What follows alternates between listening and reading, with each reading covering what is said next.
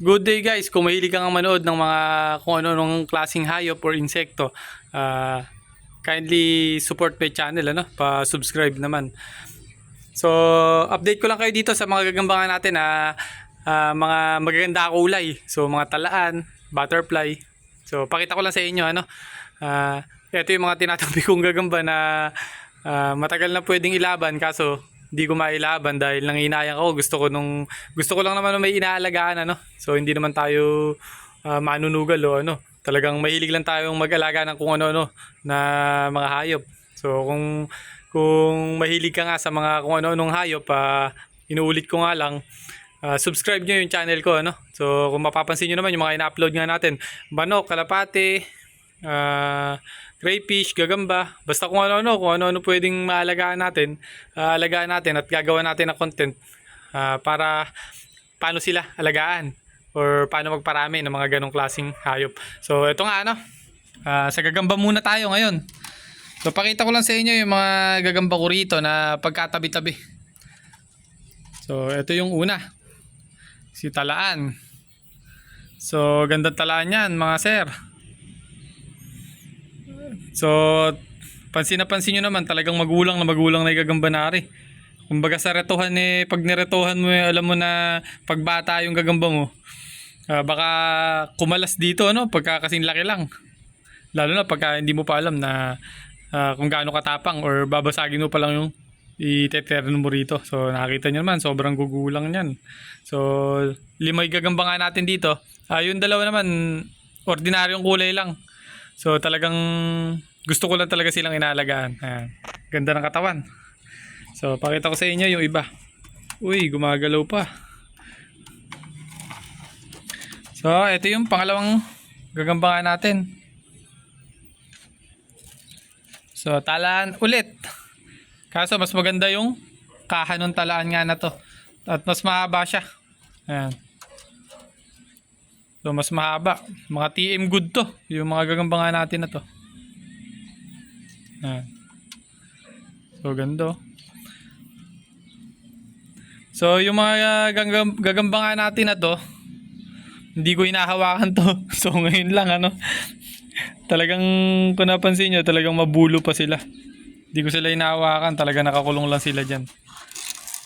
So ito yung isa. Ito butterfly naman to. Ayan. So lang to, Tagalog lang, Tagalog na gagamba. So alam niyo naman, pagka nagustuhan natin, marami naman ang bumibili sa akin yan, lalo na yung mga bata. Kamamahal pang bumili, basta ganyan yung kulay.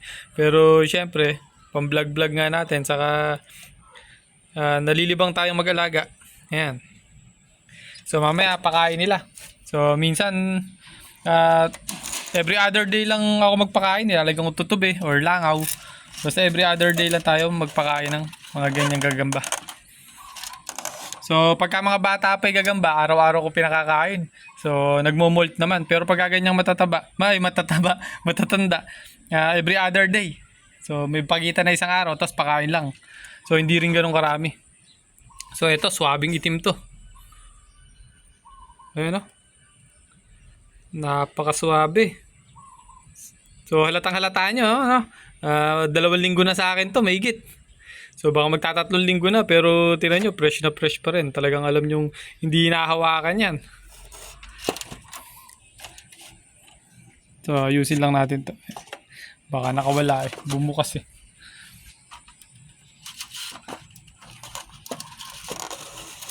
So ito yung last. Ito winner na kasi to. Kumbaga libangan ko na lang talagang alagaan. Ayan. So winner na yan. Napakalaking gagamba niya, Oh. So ito, hindi nag-iitlog to. Pero tingin ko magmo-molt pa, Ayan yung gagamba na yan. Hindi pala natapat sa camera, ayan. Tingin ko magmo-molt pa to Kaya medyo binubusog ko pa pero nakita nyo naman yung loob ng... Sa pagpili ko nga na guys ng gagamba, lalo na sa tigrihan, gusto ko yung mga pulang-pula yung loob. Kung mapapansin nyo yung mga gagamba natin dun sa mga nakalagay sa mga bilog, basta dun, nakalimutan ko yung tawag dun. Kung napapansin nyo, lahat ng patangan nila pulang-pula. Ayun, tingnan nyo yung pata. Sigurado matapang pag ganyan yung loob ng pata. Yan, pulang-pula na masunog-sunog. Oh. Sure ball na matapang. 100%. So, yun. Nag-update lang ako sa mga gagambangan natin dito. So, mamaya kain nila. Kahapon di sila kumain eh. So, yan yung kulungan nila guys. Hindi na arawan, hindi rin naulan lang dyan. Medyo anggi lang.